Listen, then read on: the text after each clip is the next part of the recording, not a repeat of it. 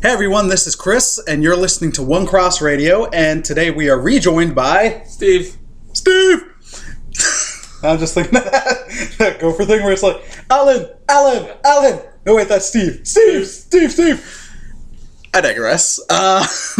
So it's going to be about what the rest of this episode's like. Essentially, yeah. So buckle up. Buckle up. If you're in the car... Especially if you're driving. Well, yeah, if you're driving, you should already have done that. Wow. So... oh, jeez. Today we're going to talk about a topic that everyone's wondering about. The Star Wars Prequels. During the last one, we talked about The Last Jedi, and we found ourselves skirting around talking about the prequels, and I just love talking about Star Wars, and I could talk about movies till I'm blue in the face. So, Steve, prequels, thoughts? They suck. They're not good. Chris wanted to talk about this, so I'm all along for the ride. I'm not sure where this is going particularly well, but yeah, I remember being in grade 8, and I think grade 8, maybe grade 7. Pretty sure grade 8 though. And episode 1 was coming out, and I had kind of discovered Star Wars just before the re-releases of the original trilogy came out. 97, and then special editions. Got the special editions and loved them, and all my friends were into them, and the action figures came out, and then these prequels were coming out, and so I was particularly excited. This shows how much I was paying attention to non-school things, because at that time, right before the special editions, they had done the Shadows of the Empire event, like 96. Oh, yeah. So it was that toy line was just ending, and that was their way of testing to see if there was a market for Star Wars movies without making a movie. And then they're like, all right, we'll further test this by doing the special editions while we're filming and see how much of a response it gets. Yeah, I remember I didn't have video games as a kid, but a lot of my friends were into the N64 game, which I've played since then. The Pod Racer game? No, the Shadows of the Empire game. Oh, yeah, that game was great. Yeah, it was fun. I played it later on. Especially, it had like the most difficult thing to use cheat codes for. Yeah. Because there was the N64 Game Shark, which was awesome. Yeah. But then it didn't even have good codes on the Game Shark. You had to do like half a swivel this way, half of this one, full D-pad, all at the same time. If you typed in Wampa Stompa, you could play one of the levels as the Wampa. Yep. Yeah, I remember that. I think I played part of it with my friend as well, and I actually read the book for an English project in grade 7. I made a board game out of it. Really liked that book. It was fun. Yeah. Dash Rendar, man. Dash Rendar. Yeah, so anyway, when the movie came out, I went and saw it with some friends. No, I went and saw it with my sister and some adults that my parents knew. They had babysat us a lot growing up. And I liked it because I was young and I was excited. And then I liked it for a while. And then I think I stopped liking it. I don't remember where I woke up to the fact that it just wasn't very good. Jar Jar Binks wasn't funny. Yeah. Yeah. And I think that's the only one of them I saw in theaters. I saw episode 2 on VHS a while later. And I didn't see... I think by the time... I think there's a pretty big gap between the movies coming out. It must have been, because I think I was in... They were still going by the every 3 years. Yeah, it's like 2005 or something like that. Yeah, because it was episode 1 was 99, then 2002 was Attack of the Clones, and then Yeah, so I was in college or university when the last one came out. I skipped school to see the midnight show of Revenge of the Sith. So I didn't see that one until about a couple years later because I just didn't care by that point. And everyone was saying it was good, and I realized no, it's just not as bad as the other ones. Well, I was about to get really mean about Spider-Man 2, where I'm just like, whenever somebody's like, "Oh, Spider-Man 2 is amazing," I'm like, "It's a diamond in a turd. It's still a turd." Like, Revenge of the Sith. That's your Revenge of the Sith. That's another conversation that we've had many times. Yep. I like Spider-Man 2 though. I think it historically doesn't. It's not as good as some of the more recent movies, but anyway. Yeah. Yeah. So I think the good thing that can come out of them is the cartoons that came as a result. I think the Samurai Jack style one that's not canon for no reason anymore was really good. That one was, oh man, so underrated. And then I'm not finished. I'm still working my way through the Clone Wars CG cartoon, and I'm really enjoying that. Where are you at? I think they're out of order. So, but like I've been watching them in order, and so I've watched most of season 1 and a couple episodes from later on, and I'm partway into just started season 2. I find I haven't done the in order thing. Yeah, I've just watched the show from. Yeah. I find season 1 and 2 is hard to get through. I couldn't even get through the cartoon, the movie to set up the show. Yeah, the movie. Well, that's not even the first episode. That's because there are some ones that come before that. But, okay. Yeah. It's the movie's awful. Yeah, it's not great. Yeah, but I didn't hate it, but it's fun. Fair enough. Yeah, it's just fun. The prequels are just fun to talk about. Just there's Darth Maul's awesome. Darth Maul is so awesome. So here's one easy thing that I think we can talk about that I would have changed. Yeah, is because this is the fun part. Oh man, I'm totally gonna do the reference. This is where the fun begins. What's that for? Revenge of the Sith. He says it right before. Revenge of the Sith's opening is awesome because it's the space battle. Yeah. Before the flying droids start talking ahead of how they had the droids become more kiddie. But Anakin, as he's flying around, right before he starts shooting stuff, he's like, "This is where the fun begins." Okay. Star Wars memes are making a comeback, and they're all prequel ones, and they're hilarious. Well, there you go. Yep. Sorry. Yeah. So I cut you off. So Darth Maul, he gets cut in half by Obi-Wan. And he makes a comeback in the cartoons, right? Like in the comic books and stuff like that. But he's got...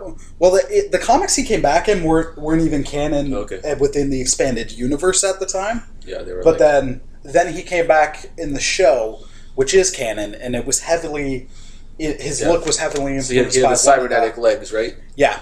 So, I mean, I kind of feel like that's a missed opportunity to build up to Darth Vader and still have a cool villain. Because, I don't know, Christopher Lloyd's a great actor, but Count Dooku is... Well...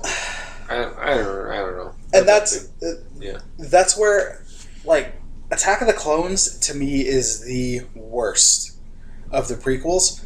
Yeah, no contest. If for no other reason, because it's almost inconsequential, where its whole thing is we're building up to this new big bad Sith Lord, and it's going to be the wars, and then it's Darth Tyrannus who almost kills Obi-Wan and cuts off Anakin's arm and schools virtually everybody. He's dead 10 minutes into the next one. So it's... Yeah, why... Yeah, and the whole thing about, why did I sit through this movie building him up and introducing this stuff when it's cast aside so quick? Yeah. Well, yeah, I mean... But so even if they had stuck with the cyborg continually more and more Darth Maul, you wouldn't need General Grievous, who wasn't really a very interesting bad guy either. No, and... That friggin' cartoon Clone Wars, that Grievous was gangster. Yeah, he was pretty cool in that. He was so awesome, ridiculous, but the right kind, and then you got him coughing in the movie, barely doing anything. Yeah, and yeah, the other thing is on line with that whole villain thing, I think the biggest thing that the Clone Wars had going against it, even if they had been good, was how they end, right? You know Darth Vader, Anakin's going to become Darth Vader. You know Palpatine, as soon as you see him, you know that he's going to become the Emperor.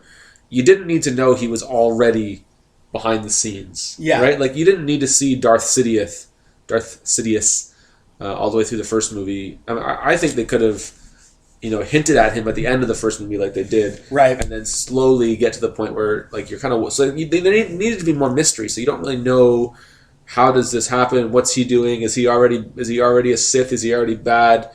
There need to be some sort of semblance of mystery there, and they kind of messed that one up. See, I actually really like what they did with Palpatine in the in the prequels.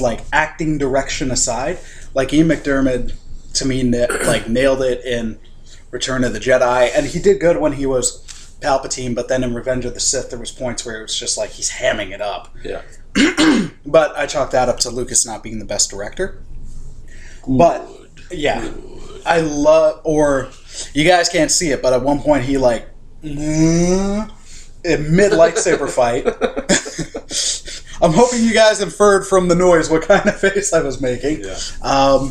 But I liked it where it's there had been a comparison. You should make that the picture on the selfie of you doing that. Oh yeah, he did.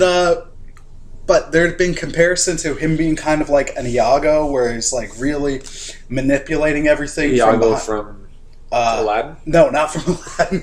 From Othello. Oh. Yeah, we're a classic villain. I know, it's weird that I know that. I'm not going to say anything. But I like that. Just picturing him now. Get a grip! Oh, that's a crossover I'd love, or a parody. Yeah. But I love that they showed him kind of manipulating stuff. Like, they could have gone without him maybe being in the robe a bit, and he was barely there, but I like the idea of seeing, like, wow, he is really, like, really manipulative, like, all-encompassing, this insane plan. Yeah.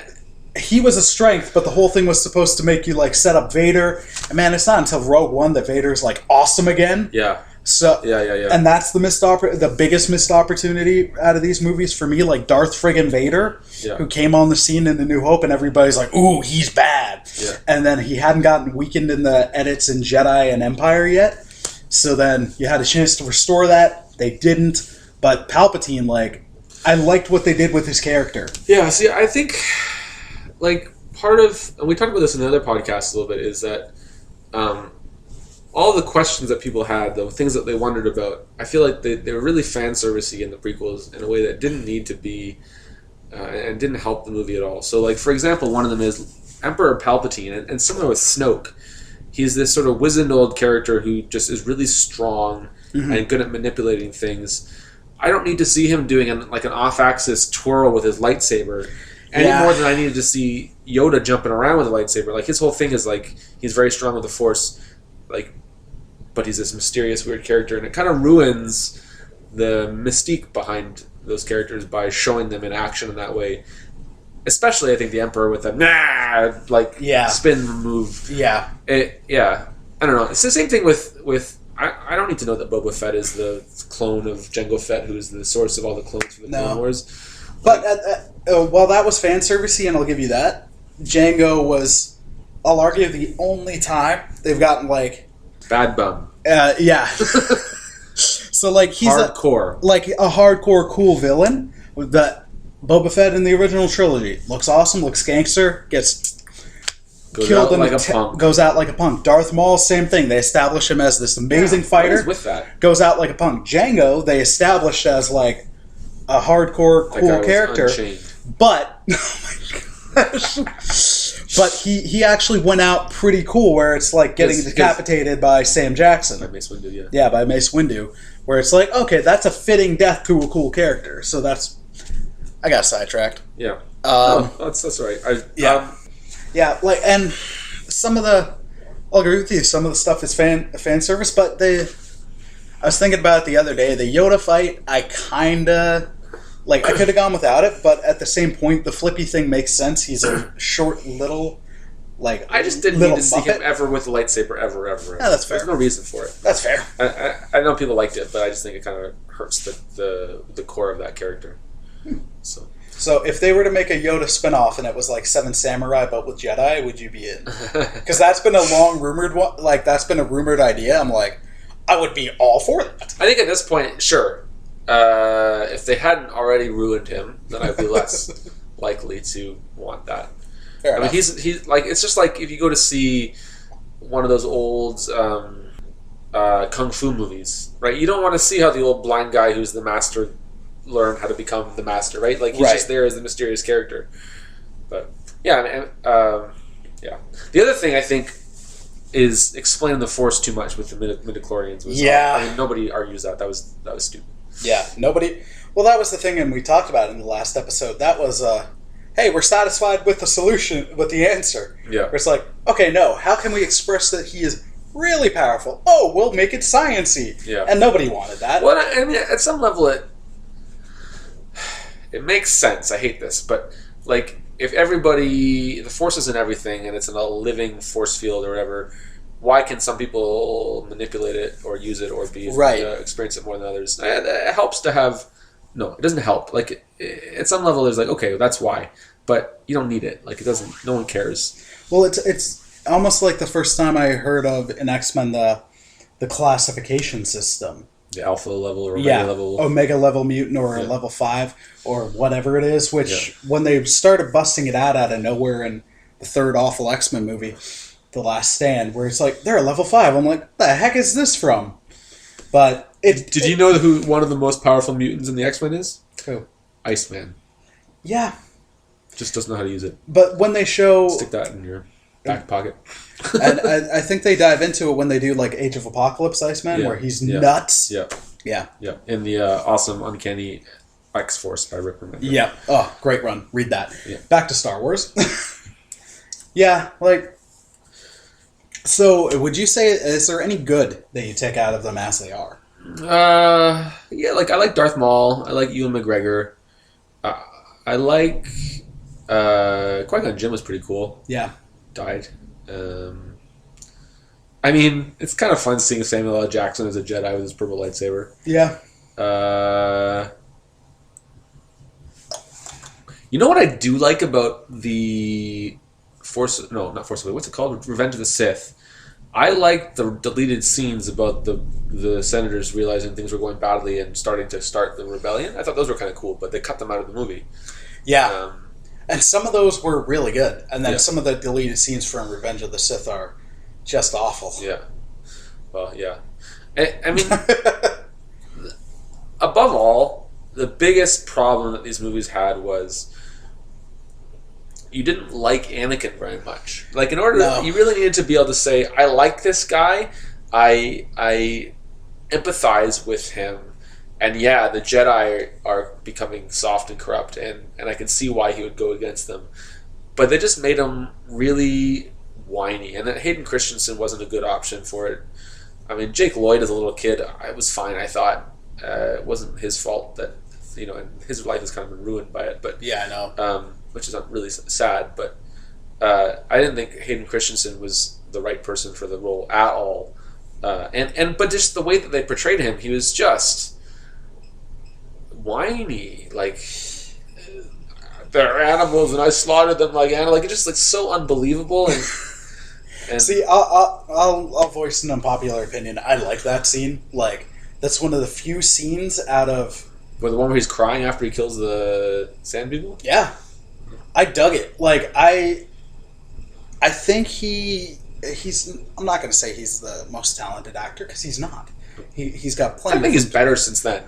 But he's like, there was a lot of times that scene in particular, and it might be more so his facial than the words. Yeah. But he's great at points where his face conveys a lot of emotion. So in that scene, when you see that anger when he's delivering it, it's like, yes, the delivery might be whiny, but I found his facial expressions, and he does tears in his eyes really well. Like, and in Revenge of the Sith, there's points where I'm like, man, if you were from the silent era, like, people would have loved you. I think he shows a lot of emotion in his face. Yeah. So that's where I dig him in those movies. It's Revenge of the Sith. The parts where he's just there brooding, or when he goes to kill the sand people? No, not the sand people. Although the younglings? Oh, that's great. But no, when the Confederacy, like when he goes there and he's just there silently killing them, and then you see this, like, at points almost evil smirk showing up as he's wiping them out. Like, he's got some good facial expression. Sure, yeah, I guess so. So, I mean, the other really bad part though is the love stuff in. Oh my gosh, terrible. I hate sand. But I think, and part of what makes it worse is when you get to Darth Vader. Darth Vader isn't a particularly emotional character. He's very straight in everything he does, very even. And they don't really show where that comes from. Like, I don't know, it just doesn't seem to work. Yeah. Or fit. Well, and that's where the Clone Wars CG show, what's so great about it is the handling of Anakin. He's a very different person in that show than he is in the movies. Like, you can see him being heroic, but struggling hard. Yeah. And then he's, like, if they could have nailed that. Yeah. That's why I would say just don't watch the prequels, just watch that cartoon. Or, to give credit where it's due, the lightsaber fights are amazing in the prequels. I like the broadsword style fighting that they use in the newer movies, like, more than I like the ninja style fighting that they use in the prequels. Anyway.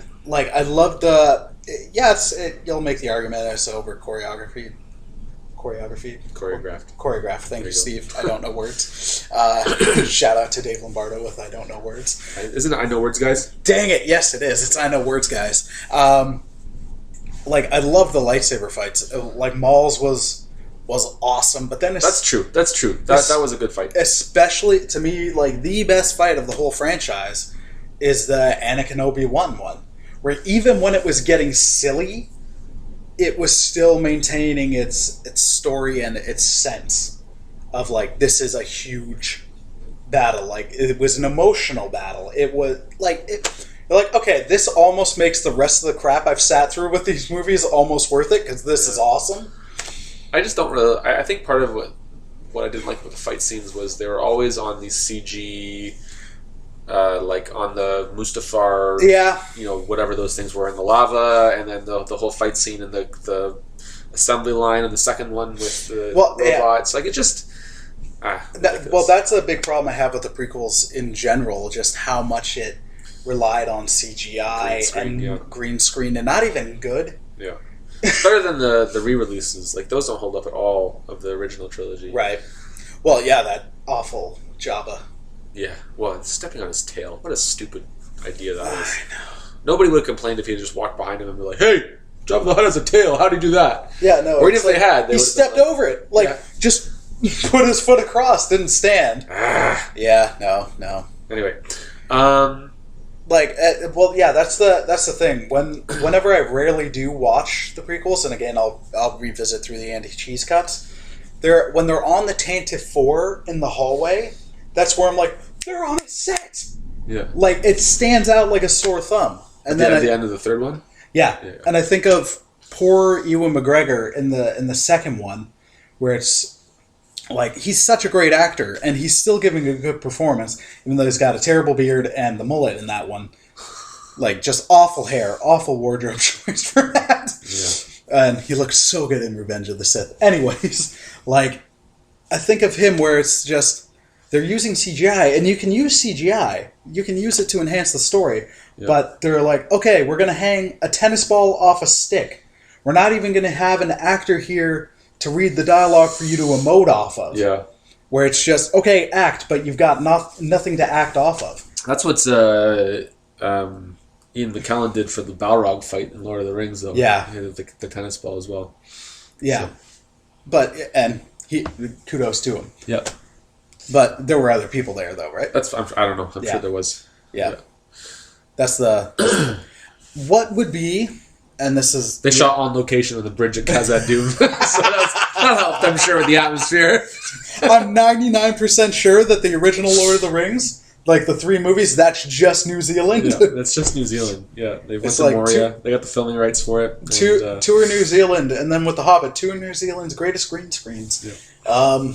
Free The Hobbit sucks. Anyways, what would you... Okay, would you wholesale, like, remake the prequels? Absolutely. Okay.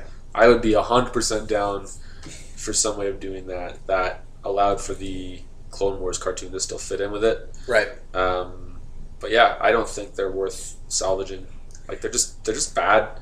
I think they can use elements of it and redo it. But, like, yeah, I mean... They're not good, and I think they're a pretty big blight on the Star Wars. And yet, what's funny is people who, and this is another interesting part for me, like people who were younger than us who grew up with these, like even I think beyond the sentimental value, like this is great storytelling. This is this. Yeah. So well, you know what? I'm trying to view the positives with it as much as I've thrown them under the bus for years. Yeah, like I meet people a few years younger than me who grew up with these Star Wars movies and they really like them and they don't like the original trilogy because I think they're slow.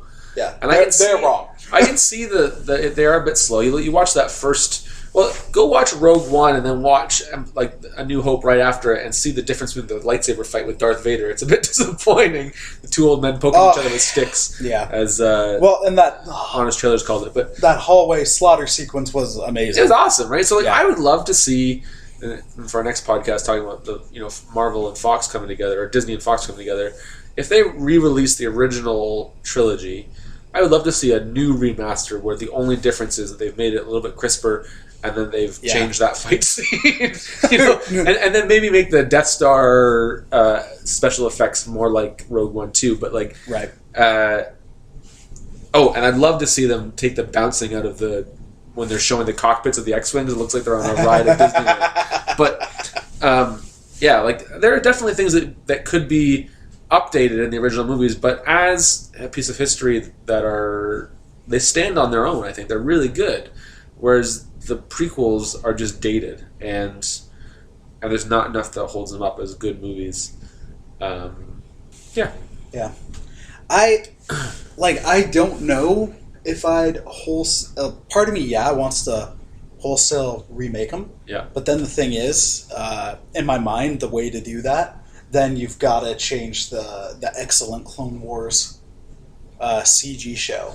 Yeah. Because one of the biggest things to me was like, you got rid of Darth Maul. And that was so stupid because they had established him as this great fighter. Where, if they had him use words, like, Maul comes back in the Clone Wars and they change him up so he's not the silent person. And if that Maul from the Clone Wars show was the Maul that was in Phantom Menace, then I would not have nearly as much gripe with his death, because then you could buy him being so arrogant that Obi-Wan would have been able to jump over him and cut him in half. It's funny that Obi-Wan could jump over him. The silent assassin was so they had shown he was such a great fighter that I'm like, it doesn't line up with the character that you've established or the physics that they later established, because Obi-Wan beats Anakin because he has the high ground, and yet he can jump up from the pit over Darth Maul. But I think with that though, they showed it was, to me, that was supposed to be similar, where Obi-Wan, Anakin was over him, but then Obi-Wan knew what to do. Okay. He was ready for it, so he cut him. He's like, been there, done that. I'm not going like Maul did. But if you were going to redo the prequels, I'd be like, build up Maul, and then in the third one, pit him against Vader, because that's what everybody wanted to see. That'd be cool. And then... Yeah. Do you find that, as much as I like Ewan McGregor, they made Obi-Wan kind of a wimp, like a loser in the prequels? I don't think so. Yeah? No. I kind of felt like, especially in Episode 2, he's always getting in trouble, and Anakin has to get him out of trouble, and he's kind of complaining all the time, and I told you not to do that. And, I don't know. I think they were showing with that though, I loved Ewan McGregor. That's part of why I wouldn't want to wholesale redo it unless you got him back. Yeah. And he still looks young enough to do it. And if you do an Obi-Wan spinoff, put him in. If you cast anybody else, screw it. I don't want it. As much as I love that character, he just did so well. Yeah. No, I found my issues more so were with how they were doing Anakin, where it was if you're going to be breaking the rules, at least have it be a lot more confidently or not as whiny while you're doing it. Yeah. And then with Obi-Wan getting in trouble, it was, to me, that was more so the Jedi aren't as big and bad as they think they are, even though they don't think they're big and bad. Yeah. Well, I would have liked to have seen more of that development, because it seems like in the first movie, in Episode 1, Qui-Gon Jinn's whole thing is this is what the council says, and this is how we are, but really we need to rethink some things. Yeah. And they didn't really develop that idea of the Jedi being arrogant or being detached or too cold because of their philosophy, which I think would have sold some of what Anakin's turn at the end, right? And they did it so well in the Clone Wars show. Yeah. That's something they do really, really well there. Again, just watch that show. Yeah. If I ever had to summarize that show, it would be it shows that the Jedi aren't all that great, aren't all that in a bag of potato chips. All right, Kimmy Gibbler. I'd also keep the scores, because the scores are fantastic. Sure. Yeah. That's my impression of John Williams. Okay. All right, that's a wrap. Nah, that sounds good to me. All right, I got more out of that than I thought we would. Yeah, no, but I think this is one of those ones where it almost represents the missed opportunity. Yeah, so it's one that's going to be continue to be talked about for ages, unless Last Jedi usurps it, because it seems so darn divisive. Yeah. Well, that's the thing, is that you bring these childhood classics, people love them, and the expectation on them is just, it's so hard to make everyone happy and live up to them, and not just be a retread or not, take things into too hard of a different direction and Yeah. yada yada yada. Find that fine balance of being different, but not so different that it alienates. Yeah. Yep. All right. Thanks for listening, everybody, and God bless. See ya. Take care.